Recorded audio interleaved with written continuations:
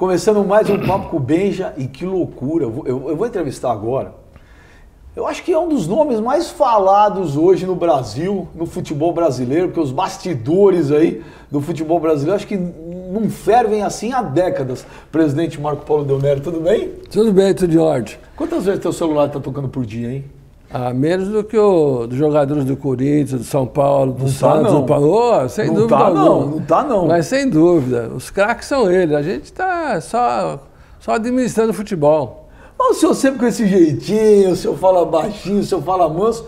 Mas, presidente, eu tenho tanta coisa para falar, eu vou organizar aqui, que senão nós vamos ficar até 6 horas da tarde, que tem de gente aqui na federação hoje. Tua vida deve estar uma loucura. Antes eu queria falar um negócio com o senhor, sobre o Campeonato Paulista. Com a sua sinceridade. E o senhor sabe, eu tenho um ponto de vista, eu acho que os estaduais, para mim, eu acho que eles infelizmente acabaram. Eu acho que a fórmula do Campeonato Paulista também não está legal. A gente teve 3 meses aí de um campeonato aí que praticamente não vale nada. Os times grandes, Corinthians jogando com time reserva. Os jogos interessantes são os clássicos, estádios vazios e tal. Eu queria a tua opinião. E sincera, o senhor acha que está legal o Campeonato Paulista desse ano? O senhor achou que está indo bem, está emocionante, está empolgante? Eu acho que, evidentemente, que na fase final ele empolga. E tudo indica que vão ter grandes jogos nas finais. Na primeira fase, realmente é mais morno, né? Mais morno, mas a Portuguesa pensou que ia ser tranquilo e caiu, foi rebaixado. Então, impressionante. Você imaginava um negócio todo mundo esperava que o Botafogo fosse cair, o Botafogo saiu. Não é? Escapou o 15 também desde o começo lá atrás, e conseguiu escapar na última rodada. Então, isso são momentos de emoções para os torcedores, normalmente para as grandes torcidas que Piracicaba tem e Ribeirão Preto. A gente sente o Comercial e outras que caíram aí, a própria Portuguesa, mas isso faz parte do jogo. Agora, vamos colocar os pingos nos is, meu caro Benjamin. Você é favorável ao término dos estaduais ou diminuição dos estaduais? Eu sou a favor do Rio e São Paulo. Mas depois eu vou te explicar por que isso não é bom. Só que os clubes não têm esse mesmo pensamento seu. Quem paga a conta também não tem, porque paga quase 100 milhões por ano para os estaduais. Os clubes gostam desse dinheiro, é importante chegar esse dinheiro para os clubes. Faz parte da sua receita, eles contam com essa receita. E, enfim, todos querem disputar a competição, né? E querem ser campeões, porque o prêmio também é bom, né? Mais de quase $1,5 milhão de prêmio, 2 milhões de reais, 2,5 milhões, se não me engano, esse ano. 2,5 milhões. Então, é o futebol opinativo, a gente tem que respeitar, a gente vive num país democrático. Se fosse num país ditatorial, eu ia passar metralhadora em você. Mas só... Às vezes dá vontade, né? Mas, não. Estou brincando com você. Mas os clubes gostam, né? Porque é um bom dinheiro que recebe. E se o patrocinador não pagasse, a gente diria realmente melhor não fazer nada, né? Porque não tem dinheiro. Mas o dinheiro é bom. Mas se os clubes grandes gostam tanto do Campeonato Paulista, por que todos eles reclamam? Reclamam de regulamento, reclamam que não vale nada, colocam time misto, time reserva para jogar contra os times pequenos. E isso é diferente na Copa do Brasil, ou se não no Campeonato Brasileiro? É diferente. Não, eles jogam com um time misto para jogar a Libertadores. Não, mas eles não jogam a Libertadores. Quem joga a Copa do Brasil não joga a Libertadores. Não, mas o Campeonato Brasileiro, muitas vezes eles colocam um time misto. Mas é só na fase final, né? Mas não importa que fase, a nossa também é em determinada fase.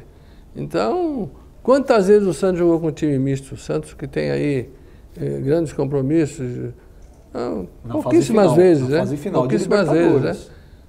Então, numa determinada fase, o time joga com outros jogadores, que às vezes os reservas são mais importantes que os titulares. O Santos jogou algumas vezes com reservas e ganhou. Teve uma vez que tomou uma quase goleada, não foi 2-3-0, aí qualquer coisa assim. Mas de uma forma geral, eu acho que a competição é boa, tradicional, tem 100 e poucos anos, 105 anos, se não me engano, e a torcida gosta, o torcedor gosta. É evidente que as coisas estão mudando muito porque tem o pay-per-view, tem a comodidade, tem a violência, que o pessoal foge da violência, que nós temos que resolver esse problema também. Né? Esse problema é social, né? Não é um problema da federação, da CBF, não é, presidente?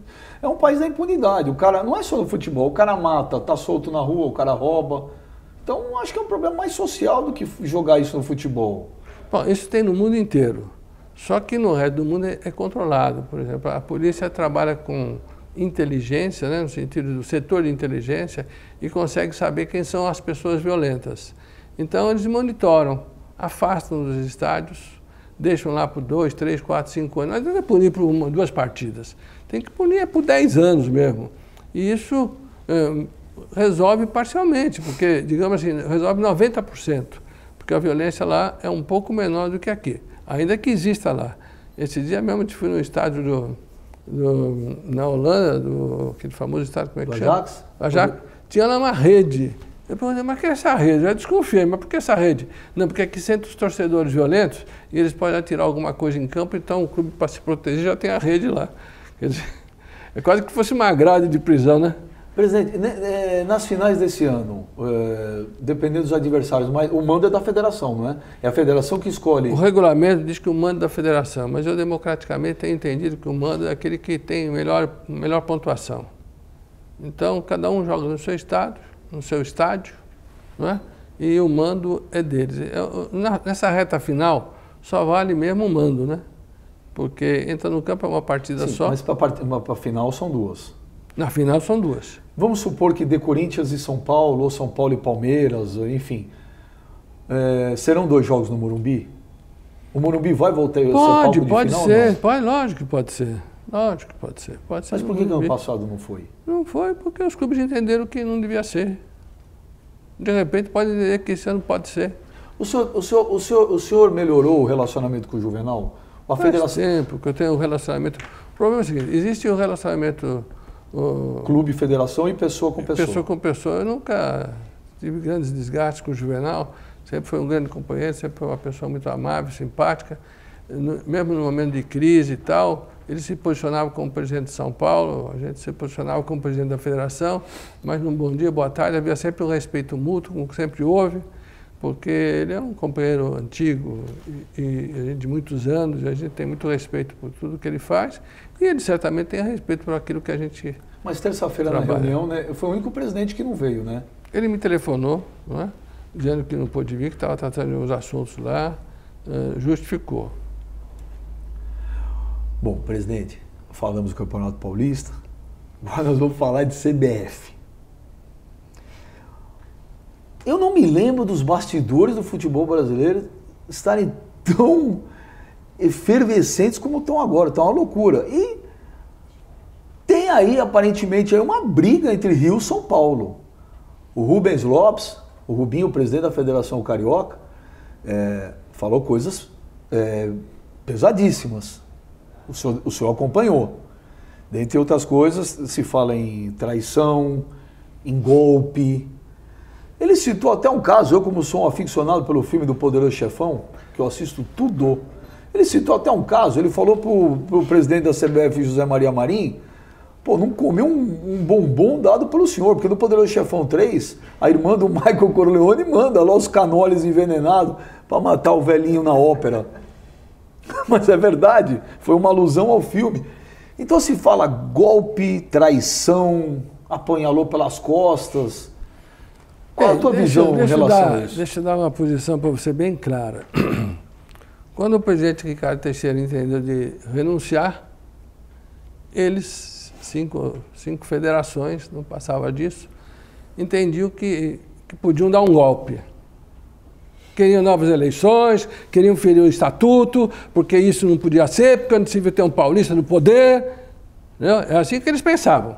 É só você voltar nos jornais, lá atrás, você vai ver que o linguajar deles, a fala deles era de que não podia, que teria que haver uma nova eleição. Aquele momento foi superado, o Marinho ficou, porque foi respeitado o estatuto, o Rubens Lopes presidiu a sessão, estava lá, confirmou, ratificou, né? Provavelmente deve ter contrariado seus companheiros que acreditavam que ele tivesse uma liderança e pudesse fazer um movimento, mas de qualquer forma eram 5 contra 22 aprovando. né? Daí surge esse impasse com a vacância da vice-presidência. Fácil Marinho ter assumido a presidência, houve a vacância da vice-presidência, que é de São Paulo. Não mudou nada, o mandato é o mesmo. Mas não tem aquele acordo de cavaleiros? Não, espera um pouquinho, Ciro. O mandato não é o mesmo? É o mesmo. É o mesmo. Ele não cedeu para São Paulo o mandato?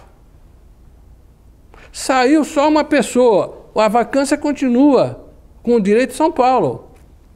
Mas aí entra, pelo que eu entendi, é o seguinte, tem que ser indicado um vice-presidente da região Centro-Sul. Sim. Diz o Rubens Lopes, fala que tinha um acordo de cavalheiro com o senhor, que quando o Nabi Abichedi faleceu em 2006, era para ser indicado um do Rio e o senhor teria pedido para indicar o José Maria Marinho, até pela idade, que seria a última chance e tal. E que ficou acordado que na próxima seria uma pessoa do Rio de Janeiro e agora eles teriam indicado o Zagallo, que tem 80 anos. Teve esse acordo de cavalheiros? Nós conversamos o seguinte, olha, nós temos um candidato bom que eu estou oferecendo, que é o José Maria Marinho. Por quê? É um homem que foi presidente de federação, principalmente por ter sido presidente de federação. É um desportista, jogou até futebol, não foi um grande craque, mas teve vontade de ser. Joga futebol até hoje, brinca com futebol e tem um belo currículo na sua vida particular. E naquele instante, sem qualquer acordo, ficou acertado de que seria São Paulo que ficaria com a vaga da vice-presidência. Nesse mesmo mandato. Mas teve um acordo que falou assim, olha, agora era do Rio, o senhor falou, não, vai ser de São Paulo na próxima. Não teve acordo, não. Nós conversamos de qual o melhor nome. Nem nome eles tinham. Né? Então, nós tínhamos um nome bom. Eu coloquei o nome na mesa. Mas aí ele falou para o senhor, o próximo vai ser um carioca ou não? Não falou nada disso, não. Não falou? Não falou. O que ficou estabelecido é que essa vaga é de São Paulo, não mudou o mandato. Viu, Rubinho? Não mudou o mandato. Se tivesse mudado o mandato, um outro mandato, nós poderíamos discutir. E você colocaria na mesa um nome, eu colocaria um outro. E em um consenso, nós buscaríamos o que é melhor para o futebol, né? Tem que buscar o que é melhor para o futebol. Então, naquele instante, o melhor para o futebol era o Marinho, foi dada uma vaga para São Paulo. O mandato continua com o direito de São Paulo. Se a gente entender que deve mudar mais tarde, nós vamos discutir isso. Ele entende que... Ainda que não exista isso no estatuto, né? Não tem nada... O senhor já foi indicado. Já está sacramentado isso. Não, está indicado. Mas aí a indicação é relativa, não é absoluta. Porque essa indicação, na verdade, não tem muito valor. Né? Por quê? A não ser valor de indicação. Porque o processo eleitoral... Rubinho, precisa conhecer o processo eleitoral. Precisa ler, aprender a ler. Se não está sabendo ler, com vontade de querer entender as coisas. É que existe um estatuto que determina o seguinte: o presidente da entidade abre o processo eleitoral, o candidato, para ser candidato, tem que ter o apoio de 8 federações e 5 clubes. Aí começa o processo eleitoral. Se ele tiver o apoio de 8 federações e 5 clubes, ele já pode ser candidato. Mas, presidente, hoje o senhor sabe que o senhor entrando, indicado, a probabilidade do senhor ganhar de 0 a 100 é 100. Mas aí é o seguinte, se os clubes e as federações assim desejam,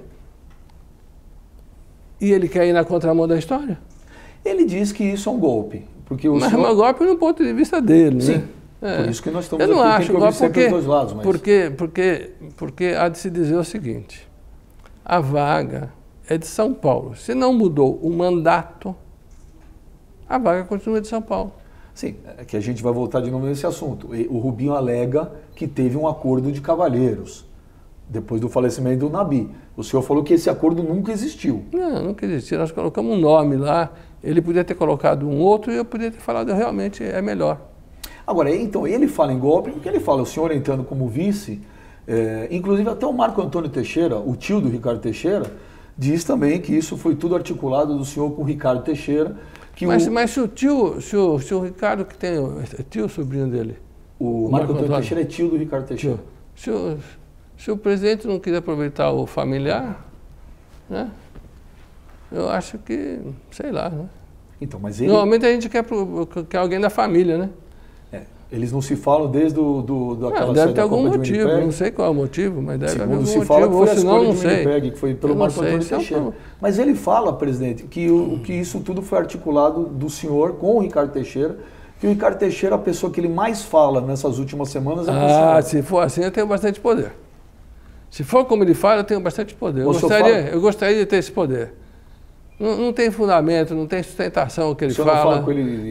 Não tem sustentação. Você não tem falado com o Ricardo Teixeira direto? O Ricardo Teixeira eu converso sempre com ele, é meu amigo. Essa história que ele fala que... A gente não conversa há mais tempo porque você está muito ocupado, porque senão eu me considero seu amigo, tenho respeito por você e acho que a recíproca é verdadeira. A gente não fala mais vezes porque não dá tempo, você está correndo para lá, correndo para cá. Mas se pudesse a gente conversaria mais, porque eu gosto de te ouvir. Obrigado. Você é uma pessoa coisa eu posso muito... falar, o senhor sabe que eu critico várias coisas, sim. Isso eu tenho que também ser sincero, a mim o senhor nunca falou nada. Então. Eu faço crítica, fiz agora em relação aos estaduais, ao Campeonato Paulista. Eu li, porque eu leio a sua matéria, vi que você escreve, eu gosto da sua matéria, e o futebol é opinativo, cada um tem sua opinião. Por isso que tem torcedores do Palmeiras, do Corinthians, São Paulo, Santos. Então, mas ele fala em golpe, ele fala que isso tudo realmente está articulado. É uma palavra pesada demais, né? Mas o senhor sabe que as palavras... Golpe é querer mudar o estatuto, ninguém está mudando o estatuto. Né? Que mudança está havendo no estatuto? Está havendo respeito ao estatuto. O Rubinho fala que o senhor está querendo mudar o estatuto, inclusive diz até que coisas assinadas, que na palavra não vai mais falar, e que até assinado já fica sob suspeita. Então fica assim, Rubinho, não tem problema nenhum. Ele ainda, o senhor deve ter lido até no Lance, uma entrevista, onde ele fala que ele teme até pelos times cariocas, porque pode ter uma influência da Federação Paulista de Futebol em cima do Sérgio Correia, que é o presidente da comissão de arbitragem, em relação à arbitragem. Se ele é assim, se ele tem esse caráter, se ele pensa assim, aqui não é não, viu? Viu, seu Rubinho? Aqui todos são iguais perante a lei, seja de onde for. Nascido no Acre, nascido no Sul, nascido no Rio de Janeiro ou em São Paulo. O meu caráter é diferente do seu, me parece que é bem diferente. Porque eu não topo essas coisas de fazer jogada suja, não. Seja lá para quem for. Desculpe ficar aí, porque é coisa tão absurda, tão baixa dizer uma coisa dessa, que eu fico revoltado. Isso não é para mim não, viu? Você deve pensar assim. Eu não penso assim, não. Isso existe no futebol brasileiro? Esse tipo de coisa? Essa pressão... Não, eu estou ouvindo dele agora. Estou ouvindo dele agora, isso aí. Mas você ouviu ele falar isso? Que ele teme pelos times cariocas? Você me falou, eu li nos jornais. Isso, está no lance hoje, que ele teme pelos times cariocas, ele pode ter uma pressão da Federação Paulista. Ele pode pensar assim porque ele deve ser assim. Né? Eu não sou assim. Então não penso assim. Mesmo se tivesse em posições contrárias, se ele tivesse numa posição mais privilegiada, hoje eu estou mais privilegiado do que eu não pensaria isso dele, porque eu não penso isso. Eu tenho uma mente limpa, honesta, sincera, buscando o melhor para o futebol brasileiro, né? E gostaria que todo mundo fosse assim. Ele fala que o senhor quer tudo, né? O senhor quer Comebol, o senhor quer ser presidente da CBF, o senhor quer Federação Paulista de Futebol... Eu vou contar uma coisa para você. Eu nunca pedi nada para ninguém. Eu nunca pedi para ser presidente da Federação Paulista de Futebol, nunca pedi para ser presidente do Tribunal de Justiça Esportiva, nunca pedi para ir para a Comebol, não pedi para ir para a FIFA. Me conduzem, porque eu faço um trabalho e desse trabalho as pessoas olham, percebem que é transparente, limpo, honesto, que tem propósito, que tem objetivos concretos, precisos e lógicos e me convocam para esse desafio. E aí eu vou. Isso, e sobre isso, voltando até ao Marco Antônio Teixeira, que ele diz que é o seguinte, que tem um acordo seu com o José Maria Marim, que ele não termina o cargo, que ele renuncia para o senhor assumir. Você ouviu? Isso é brincadeira, né? Isso é brincadeira. Você acha que um homem como o Marim se presta a uma coisa dessa? Você conhece o José Maria Marim? Mas que ele é um cara iluminado, porque ele foi governador indicado. Então... Vice-presidente da CBF indicado. E o presidente da CBF indicado, ele nunca ganhou votação nenhuma, né? Isso ele ele ganhou a votação, ele foi eleito com o Ricardo Teixeira numa chapa. Sim, foi governador na época da ditadura, indicado. Foi indicado biônico, mas os deputados votaram. Mas essa história do Marco Antônio Teixeira não procede? Que isso tem um acordo e que ele renuncia para o senhor assumir? Mas, em hipótese alguma, poderia-se ter uma conversa desse nível com o José Maria Marinho. Ninguém tem uma conversa com ele. É uma falta de respeito. Mas o senhor quer ser presidente da CBF? É um sonho? Eu acho que nós estamos preparados para ser presidente da CBF. Se tiver que ser, se tiver o voto dos companheiros, no momento oportuno, não é momento de discutir eleição agora. Mas é um sonho seu, presidente? Eu acho que é um sonho de todos os brasileiros, né? Poder ser presidente da CBF. Todos não. Eu não tenho. Você não tem? Não. Você quer ser presidente da República? Não. Eu quero... Presidente do lance? Vou te falar. Você quer alguma coisa, você quer. Eu quero cuca fresca, viu? Quero sombra e água fresca. Mas você é um democrata tranquilo. Mas é um sonho seu. Eu sou um democrata agitado. É um sonho seu, é um sonho ser presidente da CBF. Olha, digamos, deixa eu pensar um pouquinho. Eu acho que sim, não é? Eu acho que sim, porque você, se tiver a oportunidade, eu não vou pedir para ser presidente da CBF, não. Como, repito, não pedi para ser presidente da Paulista, nem ser membro da Conmebol, nem ser membro da FIFA. Eu fui levado por pessoas. Faço um trabalho, faço uma bagagem. Mas a gente só é levado para alguma coisa quando a gente quer. Se a gente não quer, ninguém é obrigado. Meu amigo, você, é lógico, né? Se é chamado à luta, você vai à luta. A sua posição de destaque como jornalista, né? Você começou, você tinha vontade de ser jornalista. Você fez seu trabalho e hoje você está trabalhando num grande jornal, não é? E é essa a vida. Se você não fosse bom, você não estaria aqui. O senhor se considera o homem mais influente do futebol brasileiro hoje? De jeito nenhum. O homem mais influente do futebol brasileiro se chama José Maria Marinho, presidente da Confederação Brasileira de Futebol. Aí eu posso dar uma opinião minha? Pode. É lógico, eu fiz essa pergunta, o senhor sabe porque de forma capciosa, porque o senhor não ia falar que é. Mas, na minha opinião, o senhor é. Eu acho que, olhando, eu vou te falar a minha visão. Eu acho que o senhor hoje é o homem mais influente do futebol brasileiro.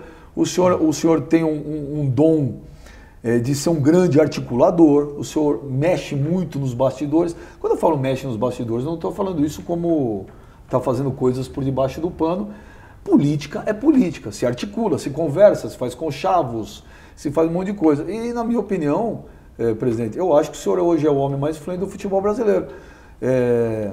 Concordo, o presidente da CBF é José Maria Marinho, mas eu acho que o presidente mesmo, eu acho que quem hoje dita as regras, que dá as cartas na mesa, é o senhor Marco Paulo Denaro. Olha, não adianta você ter a Federação Paulista como uma das mais importantes do panorama nacional entre as federações, o seu poderio econômico, face à pujança do Estado, né? E o voto é um só. É o mesmo voto de qualquer outra federação. Então, tudo isso é muito relativo.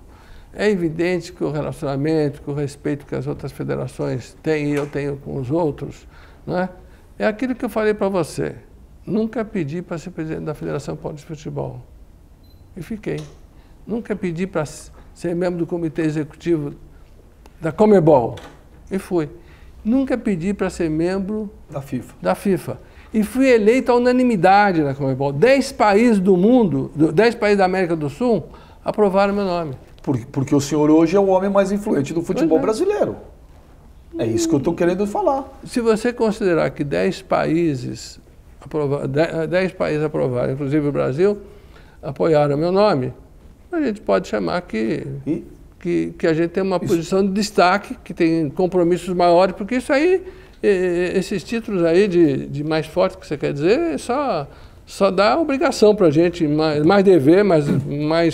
Mas o senhor me desculpa... Mais raciocínio para poder fazer o melhor em favor do futebol na América do Sul e, por que não, no aspecto mundial. Então, ter um único brasileiro lá dentro do Comitê Executivo da FIFA é uma responsabilidade. É uma honra, uma alegria para mim? É. Lógico que é. Senhor, Agora, a responsabilidade aumenta, né?